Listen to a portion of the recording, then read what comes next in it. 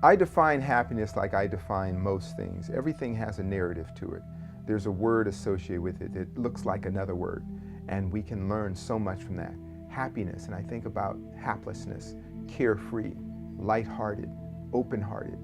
You arise in the morning, you sit at the edge of your bed preparing for a new day, and you have this awareness that you have everything you need. Maybe not everything you want, but everything you need. And you begin your day with that type of reverence, that awareness of, I'm okay. Life is transient and short, and I'm okay. And that is happiness.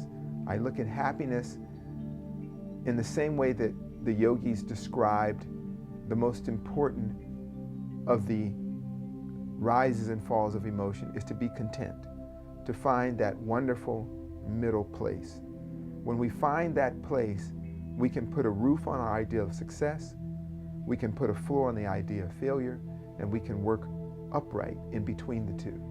That is happiness.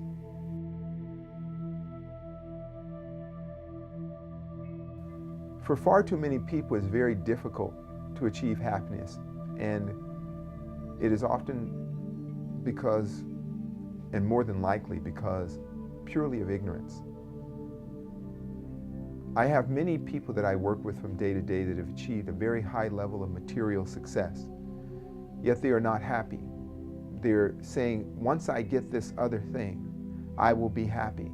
Once I get this other thing, which again is a form of anxiety. That anxiety and the lack of awareness, the ignorance associated with it, constantly drives people to pursue more and more, to find less stillness. Happiness exists in quiet. It exists in stillness. It exists in calm. When you're in a quiet, calm, still state, that doesn't mean a static state. That means in the dynamic movement of life, you are very present, and in the center of that, true serenity. When you find that, then you're happy.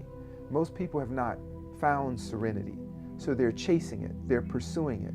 One more thing, one other thing. In a few days when I get there, the next island hop, the next grand adventure, then I will be happy. This is an endless pursuit, and in that endless pursuit of the pursuit, one can never be happy.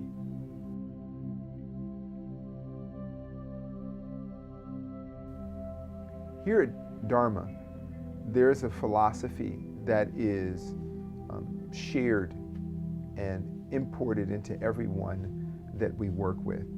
Self-awareness, self-discovery, self-possession leads to contentment. Contentment is the greatest form of happiness, to be okay with you. So I work with people, and we work with people in a myriad of ways so that each person can find and define they're okay. I'm all right. And that is truly happiness.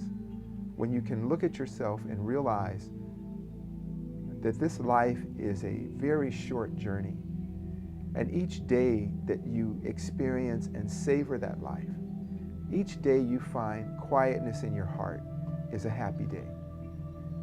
So at the end of your life, you can say, on this day, at this moment, it's a great day to die. Not because I fear death or I'm escaping life, but because I live so completely, I have been so happy that if this is it, then I'm okay. Our approach to happiness is through enlightenment, education. It is contentment that we try to inspire in people, to be content, to value yourself. Happiness is not something that can be grasped and achieved.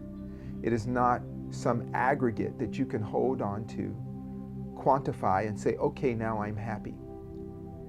What you can do, though, is open yourself up to contentment, to find stillness, to be that perfect reflective pool, that undisturbed pool or pond that one looks at and reflects upon their life. Undisturbed, you see everything. You see your family, your friends, You see the moment. You even see the difficult lessons that you learned in life from maybe untimely losses. What did they teach you? That life is here and now, it's precious. So in this environment we have here, we have many wellness modalities, but underlying those modalities, what makes us unique is that philosophy, my dispassionate observer philosophy that I try to impart upon everyone. That seed of consciousness leads us to self-awareness, which opens the door to contentment, which is how one, in a fluid, dynamic stream of life, achieves in moment by moment what we call happiness. Even when you're not so well, or you're not just where you want to be, you're actually happy because you have understood what true contentment is to be in the middle of all things, to be still with yourself.